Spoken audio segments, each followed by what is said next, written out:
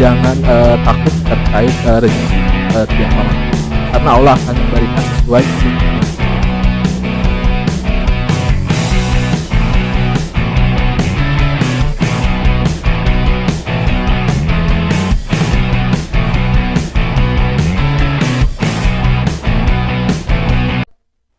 Bismillahirrahmanirrahim. Assalamualaikum warahmatullahi wabarakatuh. Waalaikumsalam warahmatullahi wabarakatuh.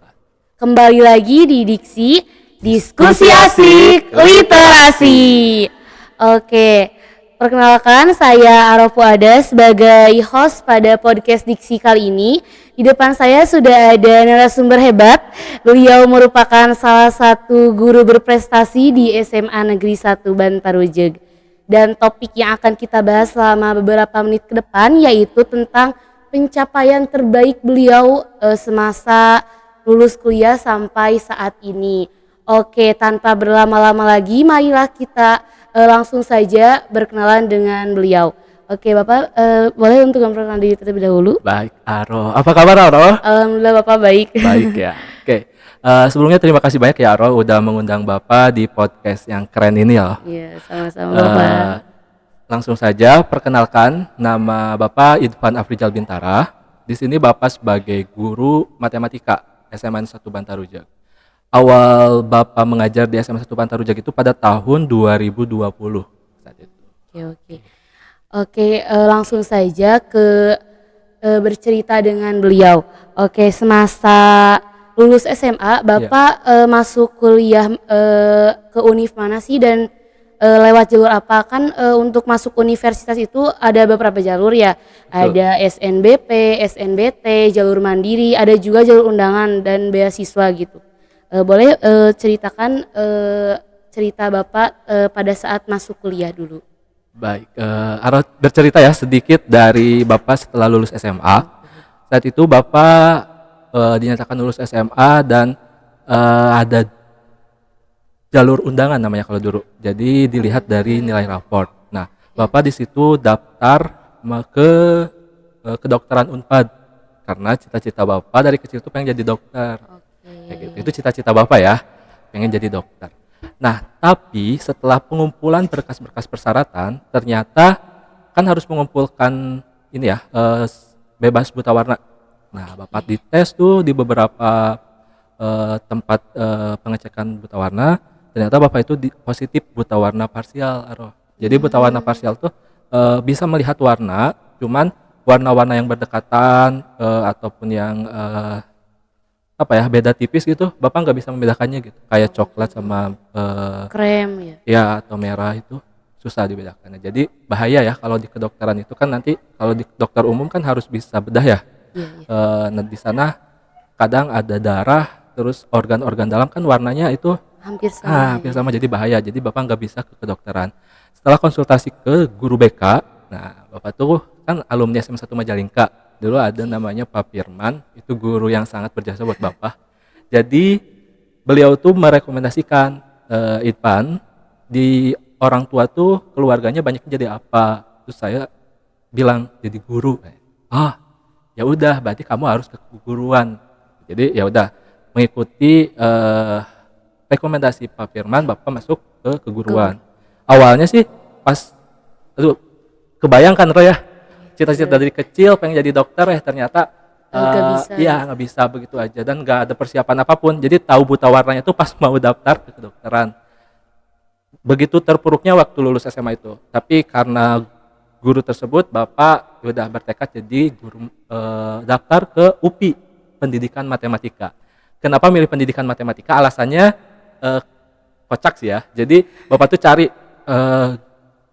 jurusan yang terbaik di UPI itu apa ya? Oh, ternyata Pendidikan Matematika, ya udah pilih aja itu. Awalnya juga Bapak tidak terlalu suka matematika, tapi karena sudah terjerumus di sana, akhirnya bisa menikmati juga. Alhamdulillah Bapak. Iya. Dan semasa kuliah itu Bapak biayanya itu dari sendiri orang tua ataukah beasiswa itu? Nah, untuk biaya sendiri awalnya pas semester awal Bapak itu bayar sendiri ya, bayar UKT dan kos dan lain sebagainya, hidup dari sendiri. Tapi Bapak tuh pengen ya cita-cita Bapak tuh kalau kuliah tuh nggak mau membebankan kedua orang tua. Jadi Bapak tuh pas semester awal tuh mencari info-info beasiswa. Harusnya mah dari awal-awal lulus kuliah ya, tapi karena keterpurukan itu jadi Bapak baru mencari beasiswa itu setelah udah masuk semester awal. Bapak cari-cari beasiswa, ternyata ketemulah ada yang namanya beasiswa unggulan. Beasiswa unggulan itu adalah beasiswa yang diberikan dari Kementerian Pendidikan Kebudayaan, Riset dan Teknologi. Nah, jadi saat itu pada tahun 2016 ya, pokoknya 2015 kan lulus tuh dari SMA 1 Bantarujak, ikut yang undangan nggak lolos, ternyata lolosnya itu di tes tulis kayak gitu. Nah di 2016 itu Bapak seleksi lah beasiswa unggulan, persyaratannya lumayan ya, banyak. Waktu itu ada esai, terus ada, kalau dulu pas Bapak tuh bikin proposal rencana studi.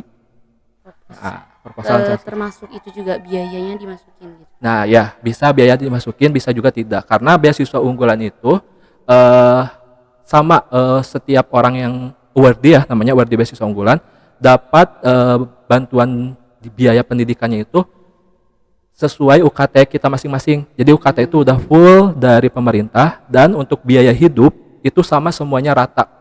Nggak ada yang membeda-bedakan. Jadi yang membedakan tuh hanya di uang UKT saja. Kayak gitu. Nah, jadi boleh dimasukkan ke proposal rencana studi atau tidak ya untuk anggaran itu. Intinya kalau yang esai kita itu menceritakan jadi bagaimana sih pengalaman kita ya di SMA. semasa sekolah itu, kontribusi apa yang kita lakukan untuk bangsa gitu, untuk negara. Minimal yang paling kecil itu untuk lingkungan sekitar. Apa manfaat kita gitu, keberadaan kita nanti dijelaskan saja di situ.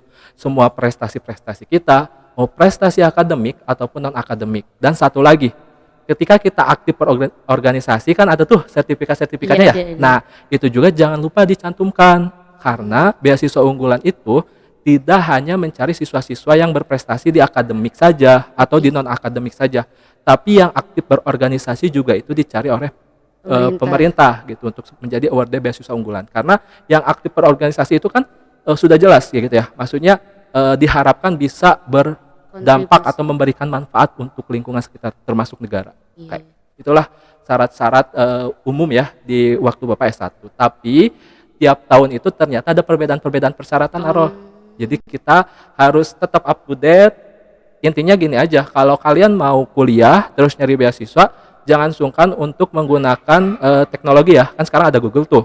Iya, benar. Nah, search aja di sana beasiswa unggulan. Nanti ada paling atas, buka webnya. Nah, biasanya ada persyaratan-persyaratan apa yang harus kita siapkan. Jadi tiap tahun tuh kadang ada perubahan-perubahan. Jadi nanti lihat aja di sana. Cuman yang tetap harus disiapkan itu yang pertama itu esai dan sertifikat-sertifikat. Oke, teman-teman, ternyata untuk bisa mendapatkan beasiswa unggulan seperti yang Pak Irfan dapatkan itu tidaklah mudah ya.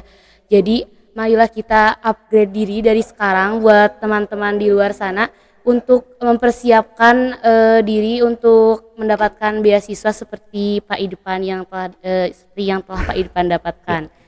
Oke, dengar-dengar Bapak pas S2 itu daftar tes CPNS ya Bapak? Betul, boleh Bapak ceritakan sedikit terkait. Iya. Jadi kan setelah SMA kan keterpurukan tuh Bapak ya, gagal banget tuh hidup, merasanya gagal gitu.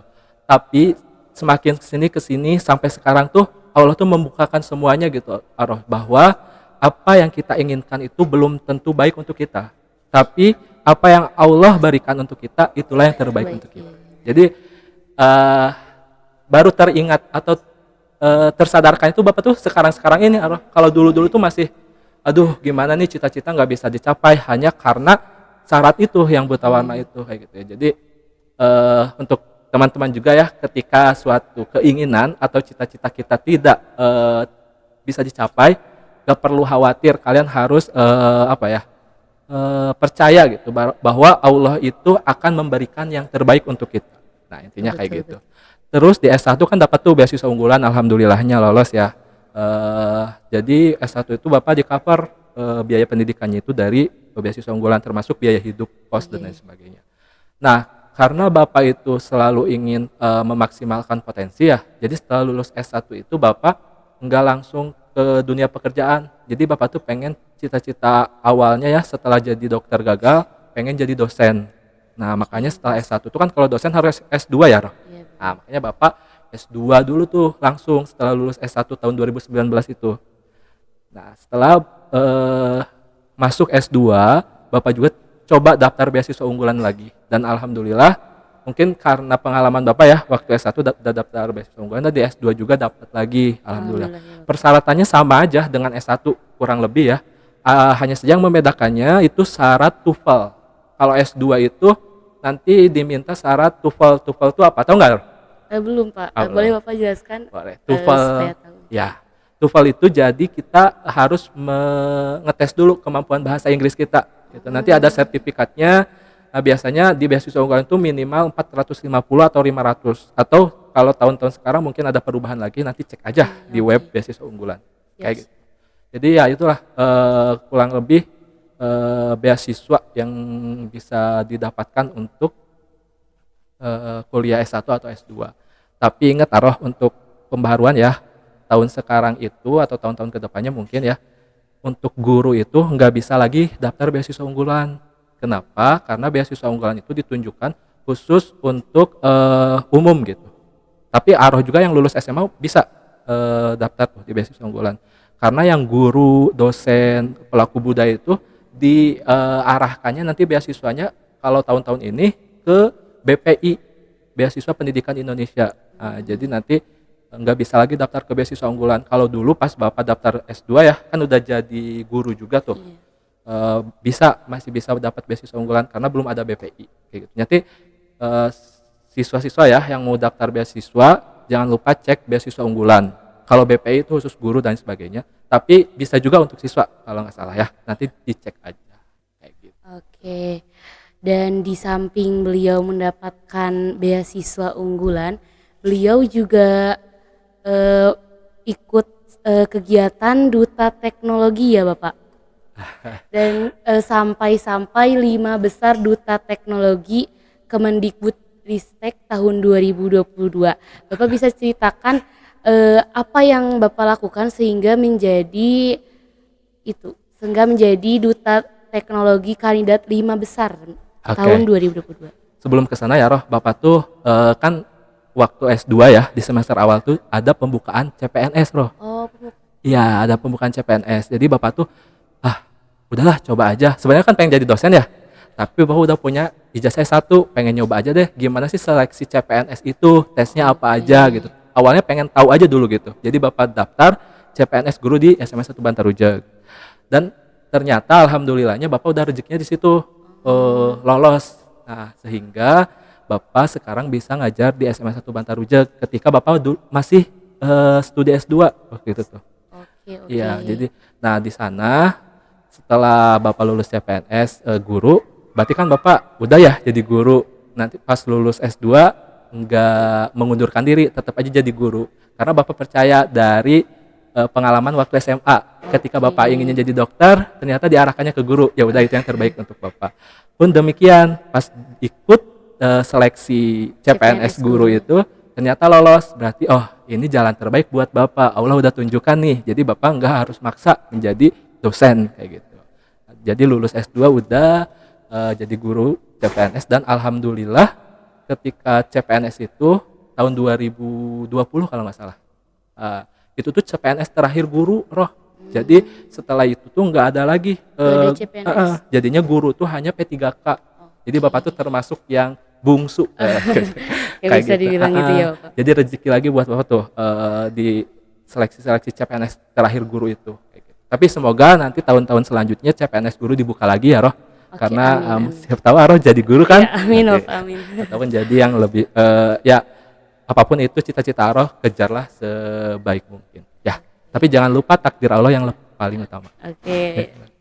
Dan di samping Bapak CPNS ya. Di CPNS ya, sebelum PNS itu kan ada Latsar. Nah, boleh Bapak ceritakan terkait pas Latsar, latihan CPNS.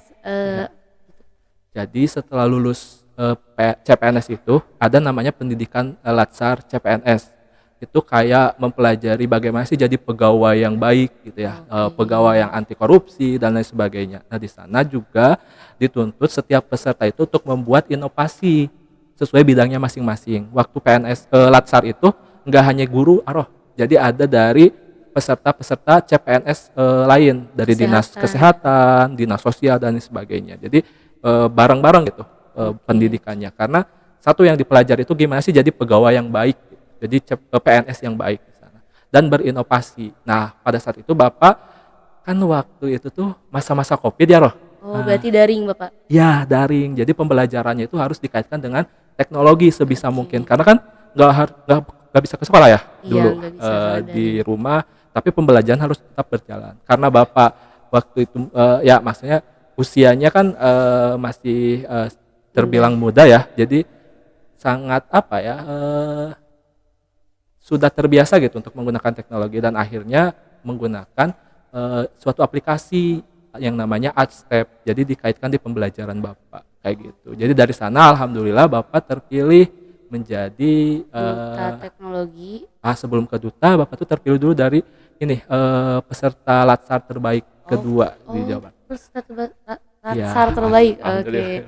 Alhamdulillah ya Bapak, ternyata dari yang awalnya coba-coba ikut tes CPNS guru akhirnya menjadi peserta terbaik CPNS Latsar. Betul, jadi itu jawaban, pokoknya takdir terbaik dari yang takdir dari Allah itu yang terbaik untuk Bapak gitu. Pun demikian untuk kalian semua. Gitu. Dan berarti untuk aplikasi yang tadi Bapak sebutkan itu ada kaitannya juga dengan Bapak menjadi duta teknologi. Betul sekali Aroh. Jadi setelah itu ya selesai tuh pendidikan Latsar, Bapak ngajar seperti biasa tugas-tugas sebagai guru ya, guru matematika di SMA 1 Bantarujak. Terus berjalannya waktu, Kemdikbudristek itu membuka suatu apa ya, event atau acara gitu untuk mencari duta teknologi dari dari semua provinsi. Jadi dari tiap provinsi itu akan dicari satu duta teknologi tiap tahunnya. Nah waktu itu tuh Bapak lihat informasi itu tahun 2022 kalau nggak salah, tahun 2022. Bapak coba tuh ikut kegiatan tersebut. Ya, kegiatan tersebut itu terdiri dari beberapa level. Jadi yang pas pertama daftar nanti ada level 1. Level 1 itu kita kayak belajar gitu, apa sih teknologi dalam pendidikan dan lain sebagainya. Kalau udah lolos, nanti maju ke level kedua. Di level kedua itu kita nanti bikin kayak desain pembelajaran yang mengkaitkan dengan teknologi. Nah setelah itu kalau lolos lagi, lanjut ke level ketiga. Di level ketiga itu kita implementasi desain yang kita udah buat di kelas masing-masing gitu, di sekolah masing-masing. Nanti kalau udah lolos lagi, nanti masuk ke level terakhir, level 4. Di level 4 itu hanya dipilih 40 guru dari tiap provinsi. Nah di level 4 itu kita dituntut untuk bisa berbagi praktik baik kita yang tadi pembelajaran teknologi tadi ke semua guru yang ada di Indonesia kalau bisa. Kalau enggak minimalnya di kabupatennya masing-masing kayak gitu. Nah dari 40 besar itu dipilihlah 5 terbaik untuk untuk menjadi kandidat duta teknologi itu. Nah alhamdulillahnya Bapak terpilih lagi tuh sampai 5 besar terbaik itu. Nah dari 5 besar itu nanti akan ada wawancara, simulasi penggunaan rumah belajar, pokoknya kayak penggunaan teknologi gitu diuji di sana. Nah ternyata qadarullahnya inginnya mah kan Bapak juara ya jadi duta teknologi tahun 2022, ternyata itu bukan yang terbaik buat Bapak, dan akhirnya yang terpilihnya itu teman Bapak sendiri, Kang Rola, itu dari Bandung kayak gitu. Jadi bukan rezeki Bapak, tapi alhamdulillah Bapak sudah mendapatkan ilmu dari kegiatan tersebut mulai dari level 1 sampai ke level 4 seperti itu Aroh. Oke, berarti memang yang didapatkan pada saat tes untuk menjadi duta teknologi itu sangatlah bermanfaat sampai sekarang ya Bapak? Betul, sangat-sangat bermanfaat. Pokoknya teknologi dalam pendidikan itu Bapak rasakan itu sangat penting Aroh. Oke. Mungkin nanti Bapak bisa menceritakan lagi dari waktu terkait aplikasi yang tadi Bapak sebutkan tadi. Okay? Insya Allah nanti kalau ada kesempatan kita sharing lagi ya terkait itu. Oke guys, jadi memang untuk mencapai yang terbaik itu banyak sekali rintangan-rintangannya ya Bapak. Betul. Seperti yang tadi Pak Irfan ceritakan itu yang kita inginkan belum tentu yang terbaik buat kita, tapi yang Allah takdirkan untuk kita itulah yang terbaik buat kita. Nah, selain pencapaian-pencapaian yang tadi, beliau juga merupakan penulis soal terstandar nasional. Oke, Bapak bisa ceritakan apa sih penulis soal terstandar nasional itu dan bagaimana gitu? Baik, Aro, jadi gini ya, tadi kan Bapak gagal ya jadi terpilih Duta Teknologi Jawa Barat ya. Nah, dari sana juga Bapak tersadarkan nih sekarang, oh ternyata Bapak tuh jalannya bukan di Duta Teknologi itu, tapi Allah bukakan lagi pintu rezekinya ya Allah dari kegiatan Kemdikbud lainnya. Jadi Kemdikbud itu apa ya, selalu mengadakan program ya tiap tahunnya itu untuk mendesain soal-soal untuk bahan asesmen. Nah, untuk bahan asesmen atau penilaian apa banyak ya, nggak hanya penilaian sekolah saja, tapi ada penilaian yang CPNS, terus PPG, itu kan soal-soalnya dari Kemdikbud semua ya. Nah, dari situ jadi disiapkan tuh sama Kemdikbudristek. Nah, Kemdikbudristek itu juga selalu berkolaborasi dengan beberapa mahasiswa atau universitas, terus beberapa guru juga untuk mengembangkan asesmen atau penilaian nasional itu. Gitu. Nah, di situ alhamdulillah Bapak rezekinya ternyata di sana gitu, Aroh. Jadi alhamdulillah Bapak waktu tahun 2023 ya, satu tahun setelah seleksi Duta Teknologi, itu ada seleksi penulisan soal terstandar nasional oleh Pusmendik. Bapak ikutan tuh seleksinya, ada tingkat mahasiswa sama guru, karena Bapak udah jadi guru ya. Iya, yang guru. Dan alhamdulillah Bapak terpilih juga di sana dan dapat sertifikatnya, bisa berkontribusi gitu untuk memajukan pendidikan Indonesia, salah satunya di sistem penilaian itu sendiri kayak gitu. Nah, Aroh, ingat ya tadi kata Bapak bilang rezeki itu Allah sudah atur kan ya. Terus apa yang kita inginkan belum tentu baik untuk kita, tapi apa yang Allah berikan itu yang pasti yang terbaik untuk kita. Bapak udah rasakan sampai sekarang. Nah, untuk siswa-siswa juga kayak gitu ya. Jadi harus tetap semangat gitu untuk mengejar cita-citanya dan harus tetap ingat kalau takdir dari Allah itu yang terbaik untuk kalian semua. Kayak gitu, Aro. Oke, banyak sekali ya pencapaian terbaik yang telah beliau raih gitu. Sebenarnya nggak banyak, Aro, masih banyak lagi orang-orang yang lebih hebat, guru-guru yang hebat. Kalau Bapak tuh masih ya udah melakukan yang terbaik aja dulu kayak gitu. Nah, apalagi ya ini, Aro, cerita satu lagi ya sedikit. Bapak itu guru ya, tapi belum dapat tunjangan sertifikasi, artinya belum PPG kayak gitu. Nah, tapi Bapak selalu percaya gitu, Allah tuh memberikan rezeki untuk tiap orang sesuai kebutuhannya masing-masing gitu. Kalau teman-teman Bapak kan udah TPG tuh ya, udah dapat tunjangan sertifikasi, jadi selain gaji dari ASN, dapat juga tuh tunjangan sertifikasi gitu. Itu salah satu program pemerintah yang mencoba untuk memberikan kesejahteraan untuk guru. Itu sangat Bapak dukung. Qadarullahnya Bapak belum dapat, tapi ternyata Allah kasih lagi tuh di program pemerintah Kemdikbud itu yang penulisan soal. Jadi selain dari gaji, Bapak dapat masukan juga dari sana. Intinya jangan takut terkait rezeki tiap orang, karena Allah akan memberikan sesuai kebutuhannya masing-masing. Gitu. Oke, sangatlah ini ya guys, ceritanya itu cerita pencapaian yang telah beliau raih itu sangatlah tidak mudah, dan marilah kita upgrade diri dari sekarang untuk mempersiapkan cita-cita dan impian yang telah kalian impikan supaya tercapai. Dan ingat selalu kata-kata Pak Irfan, yang kita inginkan belum tentu yang terbaik buat kita, dan yang Allah takdirkan itulah yang pasti yang terbaik buat kita. Oke, terima kasih Bapak telah menginspirasi dan juga memotivasi saya dan juga penonton di luar sana. Semoga kita bertemu lagi di lain waktu. Amin. Aroh, satu boleh gak closing statement dari Bapak? Boleh Bapak. Bapak itu kan tadi cerita di lulus SMA kan gagal ya? Iya. Nggak bisa jadi dokter. Itu tuh berarti kan kalau orang-orang tuh anggapnya itu sebagai keterpurukan dalam hidup ya. Iya, nah, tapi kalau Bapak itu sebutnya itu sebagai pembelajaran. Nah, pembelajarannya apa? Yaitu Bapak harus tetap sabar dan positive thinking, karena rezeki Allah itu yang terbaik untuk kita. Dan akhirnya terrasakan oleh Bapak saat ini kayak gitu. Jadi kalau kita ingin merasakan indahnya kebahagiaan, maka kita tuh awalnya harus merasakan dulu bagaimana rasanya keterpurukan atau kesedihan. Oke, banyak sekali ya yang kita bisa ambil dari kali ini gitu, karena memang itu merupakan hal yang penting bagi saya dan juga siswa-siswi di luar sana untuk mempersiapkan apa yang terbaik buat cita-cita dan impian kita.